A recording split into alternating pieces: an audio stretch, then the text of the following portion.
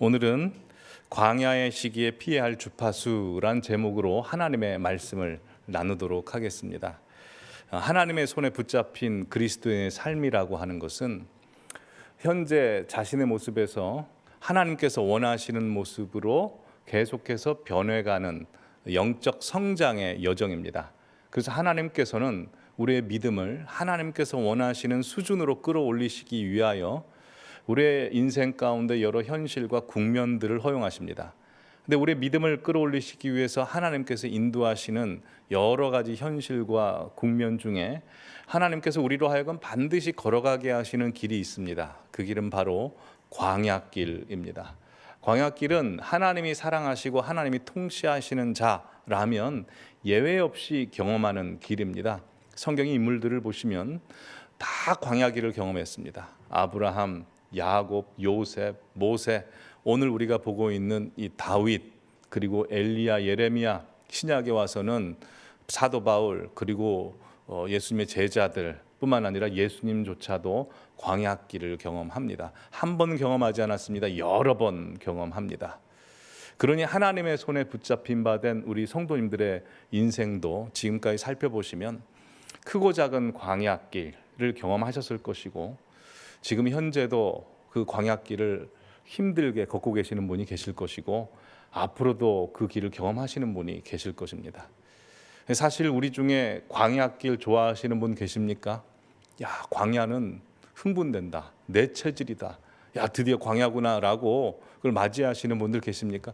한 사람도 없습니다. 우리는 되도록이면 우리 인생 가운데 광야의 시기가 찾아오지 않기 위해서 미리 대비합니다. 그럼에도 불구하고 찾아오면 그걸 피하려고 안간힘을 씁니다. 오늘 사무엘상 19장, 20장, 21장에 나오는 다윗이 그리합니다. 그 인생 가운데 광야가 다가오려고 합니다. 다윗은 그 광야에 가지 않으려고 발버둥을 칩니다. 그러나 다윗도 그렇고 우리도 그렇고 다른 성경 인물도 그렇고 우리에게 다가오는 광야를 피할 수가 없습니다. 왜냐하면 광야로 인도하시는 분이 다름 아닌 하나님이시기 때문입니다. 물론 우리 인생에 경험하는 광야는 우리 죄 때문에, 잘못 때문에 우리가 자초해서 생긴 광야가 있을 수 있고요. 또한 내가 자초해서가 아니라 내 가족들, 역사적인 사건들, 자연재해로 인해서 불가항력적으로 경험하는 광야가 있습니다. 그러나 표면적으로는 그렇게 광야가 오는 것 같지만 성경은 분명히 이야기합니다.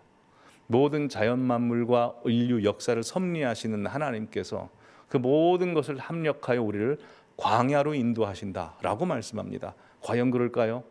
호세아서 2장 14절 보시면 이렇게 돼 있네요. 그러므로 보라, 내가 하나님입니다. 하나님이 그를, 우리입니다. 우리를 타일러서 거친 들로 데리고 가신다라고 합니다. 그래서 타이르다라는 동사는 히브리어로 파타라고 합니다. 유혹하다, 거짓말로 속이다입니다. 하나님께서 거짓말로 속여서라도 우리를 광야로 이끌고 가신다라고 그렇게 말씀합니다. 영어 성경도 보시면 이렇게 되어 있습니다. Therefore, I'm now going to allure her. 하나님이 우리를 유혹하십니다. 왜요?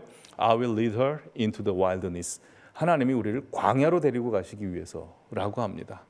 그래서 성경 보시면 하나님께서 예수님조차도 광야로 몰고 가십니다. 예수님께서 세례 요한에게 세례를 받으시자 하늘이 갈라지면서 하나님께서 이는 내 기뻐하는 자다라고 하시면서 성령님께서 임하십니다. 그리고 나서 축복된 길로 걸어가게 하시는 것이 아니라 마태복음, 마가복음, 누가복음 보여주시면 이렇게 기록합니다. 예수께서 성령에 이끌려 광야로 가사, 마가복음은 더 적나라합니다. 성령이 예수를 광야로 몰아내신지라 라고 해서 내어 던지셨다라는 표현을 쓰고요. 누가복음도 예수님께서 성령에 이끌려 광야로 가셨다라고 되어 있습니다. 그러니 예수님조차도 하나님께서 광야로 인도하셨다면 우리 인생 가운데 하나님이 광야를 안 주시겠습니까? 주시죠. 지금까지 우리 성도님들은 어떤 광야로 인도함을 받으셨습니까? 혹시 육체적 질병이나 연약함의 광야로 인도함을 받으셨습니까?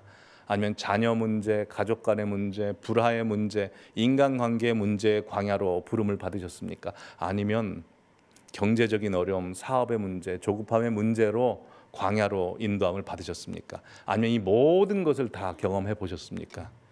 네, 하나님께서 우리를 이 광야로 인도하시는 목적이 있습니다. 여러 가지 목적이 있는데 가장 핵심적인 것은 우리로 하여금 하나님께 더욱더 가까이 가게 하기 위해서. 그래서 하나님의 얼굴을 가까이 보게 하기 위해서입니다. 그래서 빙점이라는 소설을 지은 그 미우라 아야코는 7년 동안 폐결핵을 앓습니다. 그 투병 생활을 마치고 나서 이런 글을 씁니다. 병들지 않고서는 드리지 못할 기도가 따로 있습니다. 병들지 않고서는 믿을 수 없는 기적이 따로 있습니다. 병들지 않고서는 들을 수 없는 마음이 따로 있습니다. 병들지 않고서는 가까이 갈 수 없는 성소가 따로 있습니다. 병들지 않고서는 우러러 볼 수 없는 얼굴이 따로 있습니다. 병들지 않고서는 나는 진짜 하나님의 사람, 인간이 될 수도 없습니다. 라고 고백했습니다. 무슨 말입니까? 평상시에 볼 수 없었던 하나님의 얼굴이 광야에 가보면 있다라는 겁니다. 그래서 우리 모두는 광야를 통해서 하나님을 봅니다. 왜냐하면 우리 인간은 광야를 만나지 않으면 하나님을 붙잡지 않습니다. 내가 잘나면 잘난 맛에 삽니다. 광야가 오면 하나님을 사랑해서가 아니라 내가 살기 위해서 하나님을 붙듭니다. 그럼 하나님이 우리에게 은혜를 주시고 하나님의 얼굴을 보여주심으로 우리를 사랑하신다는 걸 알게 하시죠. 그때 비로소 우리는 하나님을 사랑하게 되죠. 그래서 이 광야의 시기에 우리가 가장 민감하게 반응해야 될 것이 있습니다. 그것은 광야의 시기에 찾아오시는 하나님의 주파수를 알아야 됩니다.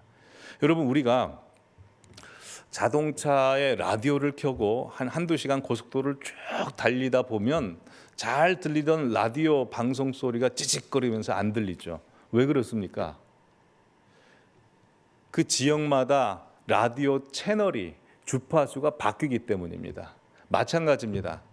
애굽에서 인도하시는 하나님, 광야에서 인도하신 하나님, 가나안에서 인도하신 하나님은 다 동일한 하나님이시지만 각각 다른 주파수로 찾아가시고 다르게 인도하셨습니다. 우리도 마찬가지입니다. 우리 인생의 봄날, 꽃길, 가시밭길, 고난의 길, 광야의 길, 하나님이 각각 다른 주파수로 찾아가시고 다르게 대우하십니다. 그러기에 우리는 우리 인생에 찾아오시는 그 하나님의 주파수를 잘 찾아야 됩니다. 근데 특별히 광야라고 하는 곳은 하나님의 말씀을 먹지 않으면 죽을 수밖에 없는 곳이기에 우리는 이 광야의 시기에 하나님의 주파수를 찾아야 됩니다. 그래서 오늘부터 앞으로 이제 다윗의 본문을 볼 때 우리가 이 광야의 시기에 찾아야 될 하나님의 주파수가 무엇인지를 함께 나눌 텐데요. 근데 특별히 오늘 19장, 20장, 21장에 나오는 다윗은 하나님께서 광야로 이끌고 가시려고 하시는데 자꾸 그 광야로 안 들어가려고 하는 다윗의 모습입니다. 그래서 그는 찾아야 될 주파수를 찾지 않고 피해야 할 주파수를 찾습니다. 그래서 오늘 본문이 가르쳐주는 대로 우리의 광야가 다가올 때 우리가 피해야 할 주파수, 우리가 찾지 말아야 될 주파수가 무엇인지에 대해서 오늘 말씀을 통해서 하나님이 가르쳐 주시는 대로 함께 은혜를 나누도록 하겠습니다. 총 3가지 주파수를 피해야 합니다. 첫 번째, 광야의 시기에 피해야 할 주파수는 사람의 도움입니다. 하나님이 우리를 광야로 몰고 가시는 이유는 하나님의 얼굴 보여주시기 위해서고 말씀 보여주시기 위해서입니다. 그래서 하나님께서는 우리를 격리조치시키시고 고립시키실 때가 있습니다. 다윗이 지금 그렇습니다. 사무엘상 19장 2절 보시면 다윗을 자기 목숨보다도 더 사랑했던 요나단이 다윗을 도와주게 이렇게 얘기합니다. 내 아버지 사울을 너를 죽이려고 한다. 그러니 너는 빨리 아침에 조심하여 은밀한 곳에 숨어라 라고 이야기합니다. 이 요나단은 다윗에게 있어서 자기 아버지 형들보다 믿을 수 있는 사랑하는 사람이었습니다. 뿐만 아니라 요나단도 진심으로 다윗을 도와주려고 하고 그를 위해서 목숨을 버릴 수 있는 사람입니다. 그래서 다윗을 살리기 위해서 노력합니다. 그래서 사무엘상 19장 4절 보여주시면 요나단이 분기탱천에 있는 그 아버지 사울왕 앞에 담대하게 나가서 이야기합니다. 다윗을 칭찬하여 이르되 왕은 시나 다윗에게 범죄하지 마십시오. 절대 그를 죽이지 마십시오. 그는 선합니다 라고 이야기를 합니다. 본문을 보시면 이 이야기가 통해서 사울이 다윗을 죽이려 하지 않은 것처럼 보여집니다. 근데 결론은 10절 말씀 보시면 사울이 단창으로 다윗을 벽에 박으려 합니다. 결국 그렇게 됩니다. 그래서 다윗은 19장 18절 보시면 어쩔 수 없이 사무엘 선지자가 있는 라마 나요스로 갑니다. 이곳은 선지자 기숙학교입니다. 아주 성령이 충만한 영이 아주 강한 곳입니다. 그곳으로 도피합니다. 근데 23절 보시면 사울이 다윗이 어딘지를 알고 라마 나요스로 갑니다. 그래서 사무엘상 20장 1절 보시면 다윗이 다시 라마 나요스에서 도망하여 20장 보시면 요나단에게로 찾아갑니다. 그래서 20장 라마 나요스에서 도망하여 요나단에게 자기 하소연을 이야기하고 자기를 도와달라고 부탁합니다. 그래서 여러분 20장 전체를 보시면 사무엘상 중에 굉장히 그 양이 긴 장입니다. 한 42장 정도 돼 있는데요. 요나단에게 도움을 청하는 다윗의 말과 또 다윗을 구해주려고 하는 사울의 다윗을 구해주려고 하는 요나단의 말이 굉장히 많이 들어가 있습니다. 이게 둘이 살아보려고 살려내려고 엄청 노력을 합니다. 근데 결론적으로 말씀드리면 하나 필요 없는 말이 됩니다. 도와주지를 못합니다. 왜 그럴까요? 하나님이 그 도움을 막아버렸기 때문에 그렇습니다. 이 비슷한 성경이 있습니다. 욥기입니다. 다들 아시다시피 욥은 어느 날 갑자기 자기 재산이 다 사라집니다. 자식들 죽습니다. 자기 병 걸립니다. 아내까지 떠나버립니다. 그러자 그 소식을 듣고 누가 찾아오죠? 욥의 친구들이 찾아옵니다. 놀려주려고 찾아왔습니까? 아닙니다. 욥기 2장 11절 보시면 욥의 세 친구들이 각기 자기 지역에서 먼 지역입니다. 대마, 수와 나마라는 지역에서 그 먼 거리를 와서 욥을 진심으로 위문하고 위로하려고 합니다. 그래서 정말 좋은 말 많이 합니다. 내 시작은 미약하였으나 내 나중은 창대하리라 같은 정말 좋은 말들 많이 해줍니다. 그래서 욥기가 전체가 42장 아주 긴데요. 37장이 욥의 세 친구들의 말과 욥의 말이 뒤섞여 있는 겁니다. 근데 결론적으로 말씀드리면 그 말이 하나 도움이 안 됩니다. 필요 없는 말입니다. 오히려 욥에게 상처 주는 말이 됩니다. 진심으로 가서 위로하려고 했으나 위로가 안 됩니다. 왜 그랬을까요? 욥의 친구들이 잘못된 생각을 갖고 있어서라고 말씀드릴 수 있지만 핵심적인 것은 하나님이 막으시는 겁니다. 사람의 도움을 막으시는 겁니다. 왜냐하면 이 광야의 시기에는 하나님께 특별히 우리에게 목적이 있어서 주시는 시간입니다.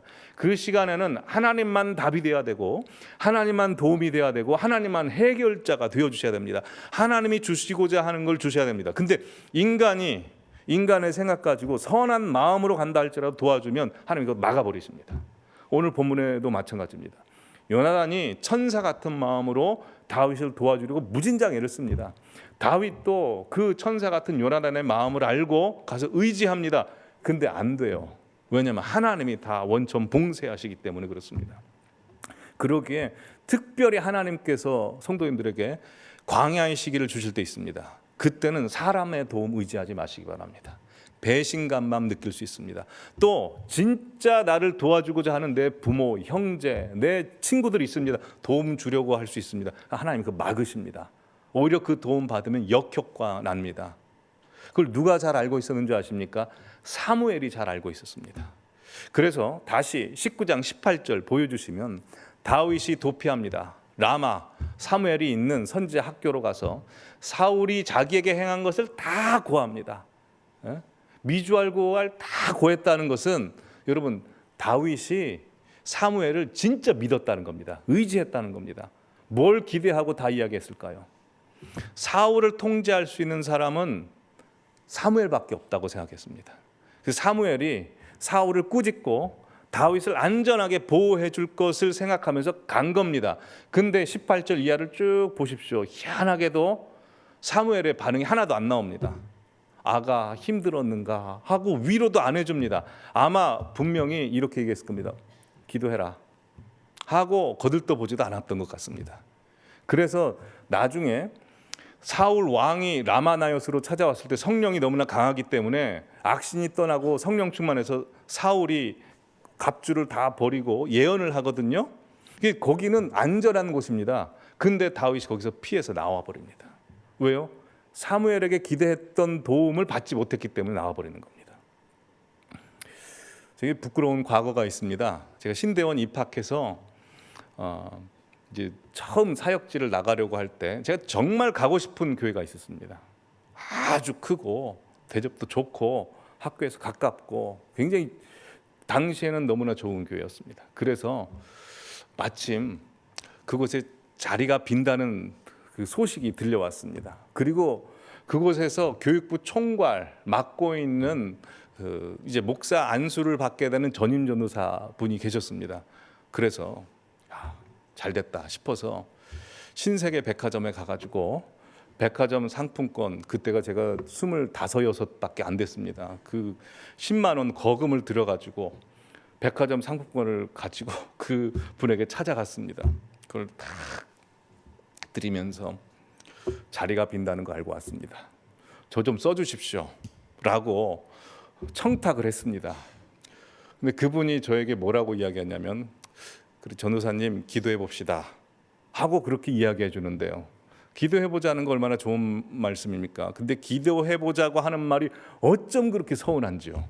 제가 원했던 말은 그래 내가 너 한번 노력해 줄게, 이 말이 나와야 되는데 기도해 보자고 하는 겁니다. 결과가 어떻게 됐을까요? 안 됐습니다. 그분이 너무나 밉고 막 실망이 되고, 그래서 한동안 그분을 뵙지 못했습니다. 지금 돌이켜 보면 부끄럽습니다. 그런데 감사합니다. 왜냐하면 그런 사건들이 축적이 돼서 내가 가서 사역하고 싶다고 사역하는 게 아니고, 사역은 하나님께서 주시는 자리에 하나님 뜻대로 해야 되는구나. 사람의 도움, 사람의 생각, 사람의 꼼수로 가는 게 아니고 그냥 하나님이 보내시는 곳으로 가서 거기서 하는 게 최고구나 라는 걸 그 사건을 통해서 계속해서 배워왔기 때문에 그렇습니다. 그래서 그 믿음은 확실히 있습니다. 지금은 그 목사님 미워하지 않습니다. 친하게 잘 지냅니다. 여러분, 우리도 마찬가지입니다. 하나님께서 특별히 광야의 시기를 줄 때가 있습니다. 그때는 하나님이 의도적으로 아무리 순수한 마음으로 도움을 주려고 하는 사람은 다 끊습니다. 그러기에 사람의 도움 의지하지 마시기 바랍니다. 하나님의 도움 의지하시는 우리 모든 성도님들 되시기를 바랍니다. 시편 121편 1절에 보면 이렇게 기록되어 있습니다. 내가 산을 향하여 눈을 들리라. 나의 도움이 어디서 올까? 너무나 힘들어서 산을 향해서 눈을 돌린답니다. 산에 우상을 섬기는 제단이 있었거든요. 누구 도와줄 사람, 힘 있는 사람 있을까 봐서 산을 봤습니다. 그런데 거기에 도움이 없습니다. 어디에 있습니까? 나의 도움이 천지를 지으신 여호와에게서 있습니다. 다윗도 고백합니다. 이 사건을 경험하고 내 도움은 천지를 지으신, 나에게 도움이 될 것 같다고 생각한 그 위력한 사람을 통치하고 모든 것을 주관하시는 하나님께만 있다. 사람 의지하지 말자라는 걸 알게 되는 것이죠. 자, 두 번째로 우리 광야의 시기에 우리가 찾지 말아야 될, 피해야 할 주파수가 있습니다. 근데 자존심 지키는 겁니다. 내 자존심. 우리 인생이 힘들면 가장 마지막에 남아있는 게 이 자존심 아닙니까? 그래서 이 자존심이 강한 사람의 특징은 인생의 결정적인 순간에 미련한 선택을 한다는 겁니다. 다윗이 그리했습니다. 다윗은 지금까지 굉장히 자존심이 강했던 것으로 보입니다. 사무엘상 17장 보시면 골리앗과 이제 싸우게 되는데요. 골리앗과 싸우기 전까지 다윗의 자존심에 상처를 입히는 사건들이 굉장히 많이 나옵니다. 그 형 엘리압이 상처를 주고요, 사울 왕이 상처를 주고요, 백성들이 상처를 주고 골리앗도 막 말로 상처를 줍니다. 그래서 17장 본문을 읽어보면 실제 다윗과 골리앗이 싸운 장면은 거의 없습니다. 다 말싸움입니다. 그런데 그 말싸움에서 다윗이 다 이겨버려요. 자존심이 굉장히 강하죠. 그래서 다윗은 실제로 골리앗을 무찔릅니다. 그리고 나가자 저작거리에서 그 처녀들이 사울이 죽인 자는 천천히요 다윗이 죽인 자는 만만이로다 하니까 그 일약대 아이돌과 같은 스타가 돼버린 겁니다. 또 거기다가 사울이 군대 장관으로 임명을 합니다. 일 처리를 굉장히 지혜롭게 잘하자 많은 국민들이 지지를 보냅니다. 그리고 당시 또래 청년들이 가장 그 아내로 얻기 원했던 사울의 딸 미가를 아내로 얻습니다. 모든 걸 가졌습니다. 그의 자존심이 하늘을 찔렀을 겁니다. 근데 하나님께서는 악신을 사울 왕에게 보내셔서 사울 왕으로 하여금 다윗을 죽이고자 하는 모략을 갖게 하십니다. 그래서 다윗은 어쩔 수 없이 밑바닥 생활을 할 수밖에 없습니다. 그래서 아까 전에 말씀드렸다시피 사무엘에게 자기가 기대한 도움을 의지하면서 갑니다. 근데 그 도움을 받지 못합니다. 근데 신기한 거는요, 그 다음부터 사무엘에 있는 라마로 가지 않습니다. 자, 다윗의 도피 경로 한번 보여주시죠. 보시면 기브아, 저 길보아산 밑에 맨 위쪽에 길보아산 밑에 기브아가 있습니다. 거기가 당시 수도입니다. 기브아에서 사무엘이는 라마 나요스로 도망을 갑니다. 그리고 놉 땅으로 가고 다윗이 13년 동안 이리저리 사울을 피해서 헤맵니다. 근데 보시면 아둘람 같은 경우에는 두세 번 갑니다. 또 십광야 같은 경우에는 두세 번 갑니다. 엔게디도 마찬가지입니다. 여러 군데를 2번 이상 갑니다. 근데 이 사무엘에 있었던 라마라는 지역은 다시 가지 않습니다. 이상하지 않습니까? 여러분, 다윗은 성령을 사모했던 사람이고 하나님 앞에 예배를 사모했던 사람입니다. 라마라는 곳은 선지자 기숙학교가 있던 곳이라서 아까도 말씀드렸지만 성령이 충만한 곳입니다. 그럼 그가 광야 생활할 때 몇 번이라도 갔어야죠. 한 번도 안 가요. 왜 안 갔을까요? 자존심 상해서, 자존심 때문에 강하지 않은 겁니다. 그래서 21장 1절과 2절 보시면 그는 어디로 가냐면 다른 종교 지도자였던 놉 땅에 있는 제사장 아히멜렉에 갑니다. 아히멜렉이 다윗을 영접하면서 1절에 왜 너 혼자 왔냐라고 하자 2절에 보면 다윗이 제사장 아히멜렉에게 사울 왕이 내게 비밀 명령을 내렸습니다. 아무에게도 알리지 말라고 해서 혼자 왔습니다 라고 거짓말합니다. 여러분, 아까 전에 19장 18절에 사무엘에게 갔을 때는 다윗이 어떻게 자기 숨겼습니까? 아니죠. 소상하게 다 이야기했습니다. 근데 이번에는 제사장 아히멜렉이 갔을 때는 이야기하지 않습니다. 자존심입니다. 자존심. 우리 사람은 자존심 굉장히 중요하게 여깁니다. 자존심 때문에 삽니다. 그래서 돈 못 버는 사람은 자기 학벌이 좋으면 학벌 때문에 살고, 학벌이 없어도 돈 많이 번 사람은 돈 때문에 삽니다. 돈 학벌 없어도 자녀가 잘 나가면 자녀 때문에 살고요. 그 모든 것이 없으면 내가 선하다, 그래도 인생 잘 살아왔다라는 것 때문에 살고, 그 모든 것 없어도 자기가 좋아하는 거 그거 하나 때문에 삽니다. 그 자존심이 무너지면 그래서 사람은 자기가 자기 목숨을 끊기도 하는 겁니다. 그래서 사람은 자존심이 굉장히 중요합니다. 근데 예수님께서 이 땅에 오셔서 수많은 곳을 찾아가시거든요. 병든 자, 아픈 자, 괴로운 자, 또 죽은 자에게까지 찾아가서 그 사람들을 다 일으켜 세우십니다. 근데 예수님께서 이 땅에 오셔서 가셨는데 가실 수가 없었던 곳, 예수님이 역사하실 수 없었던 곳이 있습니다. 어떤 곳인 줄 아십니까? 자존심으로 가득 차 있는 바리새인과 종교 지도자들 마음속에 가실 수가 없어요.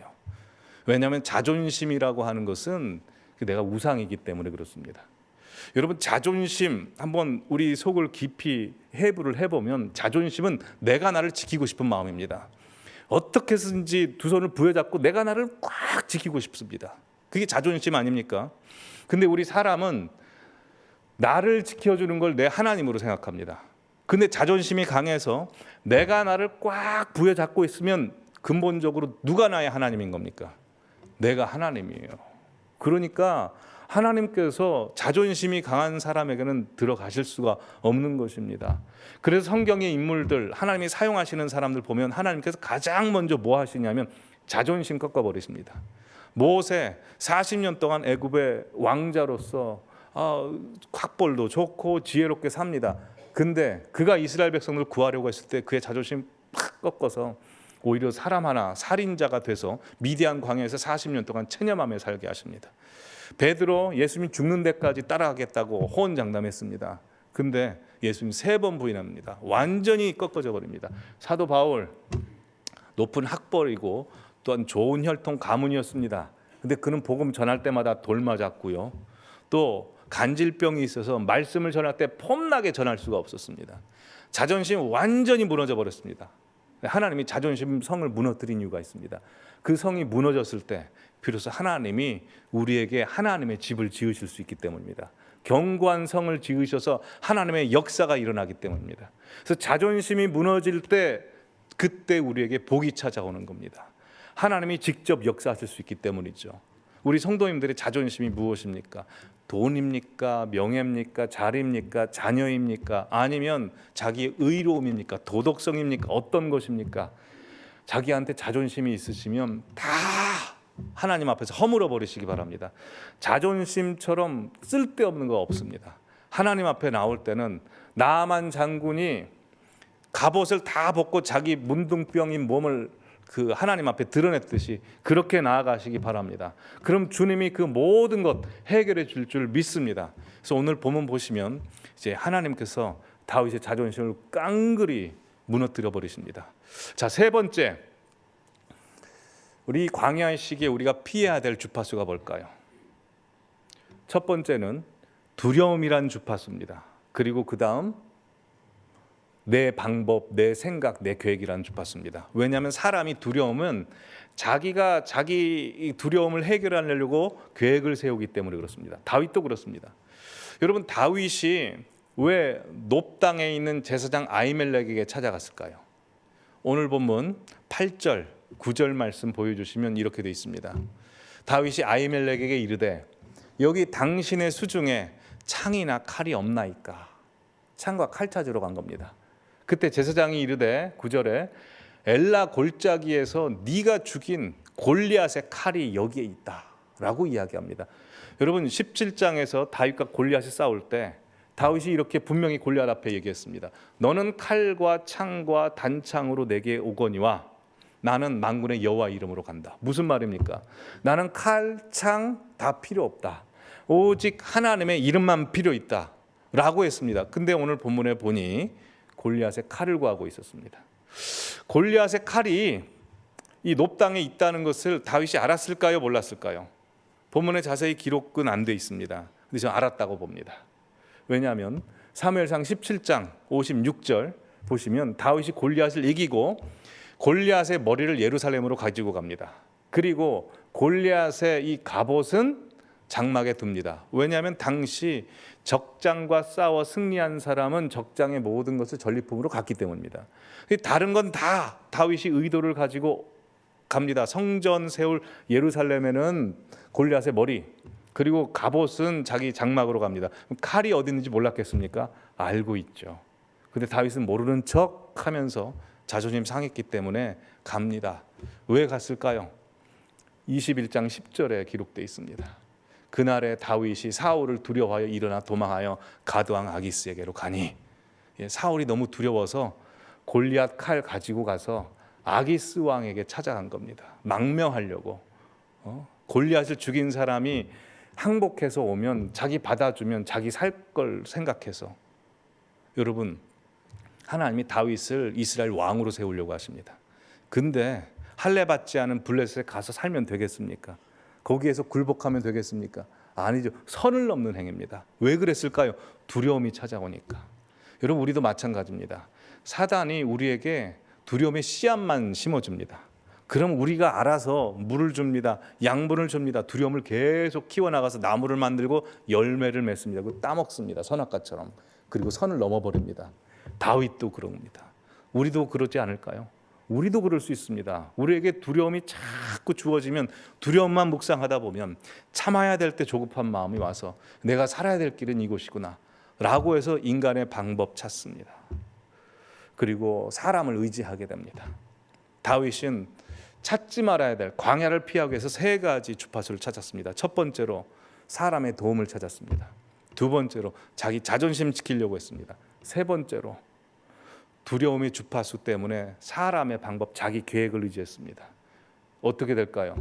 하나님이 완전 무너뜨려 버립니다. 왜요? 하나님이 도와주시려고. 그래서 21장 10절 말씀 보시면 아기스의 신하들이 이렇게 이야기합니다. 사울이 죽인 자는 천천히요 다윗은 만만히로다 라고 이야기를 하죠. 이 노래가 이스라엘 여인들에게서 들려졌을 때는 다윗은 살만했을 겁니다. 근데 아기스 신하들이 이야기하자 어떤 마음이 들었을까요? 나 죽었다. 내가 골리앗 이겼던 거 내 인생의 최고 업적이라고 생각했는데 이거 아무것도 아니었구나. 내가 군대 장관이 돼서 사람들에게 칭찬받았던 거 아무것도 아니었구나. 내 친구 정말 의지할 사람이라고 믿었는데 힘 있는 사람 아무것도 아니구나. 거기서 딱 깨달아 버립니다. 그리고 거기서 그는 어쩔 수 없이 하나님을 부르짖습니다. 하나님 좀 도와주십시오. 하나님 도와주십시오. 속으로 부르짖었겠죠. 그러자 하나님께서 그에게 지혜를 허락해 주십니다. 그때 하나님께서 어떤 지혜를 허락해 주신 줄 아십니까? 참 희한하게도 자존심 지키는 지혜를 허락하시지 않고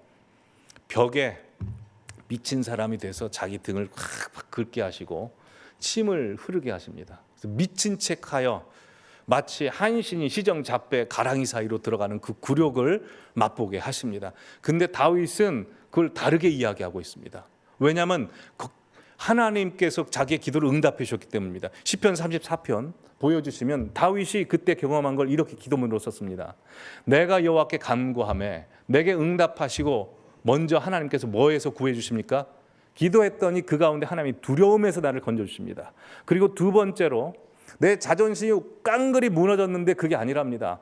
하나님께서 내 자존심을 버렸을 때 주께서 찾아오셔서 내 얼굴에 더 광채를 내게 하십니다. 얼굴을 부끄럽게 하지 아니하심으로 하나님이 나의 자존심이 되어주십니다. 뿐만 아니라 인간을 의지하려고 했지만 이제 하나님을 의지하려고 했을 때, 내 방법 다 사라졌을 때 주님께서 이 공고한 자의 기도를 들으시고 6절에 모든 환난에서 구원하셨도다. 영의 눈이 띄어서 보니까 사울의 군사들이 보이는 것이 아니고 여호와의 천사가 보이는 것을 다윗이 봅니다. 어떻게 해요? 하나님의 주파수를 찾았기 때문입니다. 아, 내 자존심 무너뜨리고 하나님 붙잡아야 되는구나 라고 하나님 붙잡았더니, 하나님께 피해버렸더니 하나님께서 그에게 견고한 성이 되어주시는 것입니다. 여러분, 우리 인생에 하나님이 광야로 몰고 가십니다. 목적이 있어서 몰고 가십니다. 특별한 목적이 있습니다. 그때 우리가 필요해야 될 것, 사람의 도움, 내 자존심 지키는 겁니다. 그리고 내 방법입니다. 다 내려놓으십시오. 우리가 찾아야 될 주파수는 오직 주님이십니다. 주님께 나아갔을 때, 그리고 그 주님이 부르시는 광야로 나아가 하나님을 부르셨을 때 하나님이 우리의 답이 되어 주실 것입니다. 여러분, 10손가락 깨물어서 안 아픈 손가락 없습니다. 근데 특별히 아픈 손가락이 있을 수 있습니다. 손이 칼에 베었을 때, 손에 병이 들었을 때 아픕니다. 그때는 10손가락 똑같이 대우하지 않습니다. 아픈 손가락만 소독약 발라주고 분대 감아서 특별히 보호해 줍니다. 특별히 지켜줍니다. 하나님이 그러십니다. 광야로 몰고 가시면 하나님께서 그 사람은 특별히 다루십니다. 오직 하나님의 도움만 받기 위해서. 그러니 광야로 가시기 바랍니다. 헌금송으로 그 광야로라는 찬송을 함께 하나님 앞에 올려드릴 텐데요. 가사를 보시면 이렇게 됩니다. 광야로 하나님이 우리를 부르신답니다. 왜냐하면 낮추시고 돌이키시기 위해서, 또한 하나님만이 우리를 채우시고 먹이시기 위해서. 그래서 우리는 화려한, 다음 가사를 보여주시면 화려한 세상을 나와서 거칠은 광야로 가야 됩니다. 내 허망한 자존심 다 버리고 드넓은 광야로 가야 됩니다. 그러면 주님께서 뭘 우리에게 주시면 날개를 주십니다. 이제 다음부터 보게 될 다윗의 내용 보시면 아둘람 굴로 가게 되는데, 거기서 하나님께서 그에게 날개를 붙여주십니다. 그래서 앞으로 있을 10년 넘는 광야를 거기서 완전 승리해버리게 하시는 것입니다. 그리고 여러분, 광야에서 하나님은 이미 우리의 인생을 다 승리케 하십니다. 그러니 광야가 가장 소중한 시간인 줄 아시고 오직 하나님께만 주파수를 맞추시고 주님만 바라보시는 우리 모든 성도님들 되시기를 간절히 축원합니다. 아멘. 기도하겠습니다.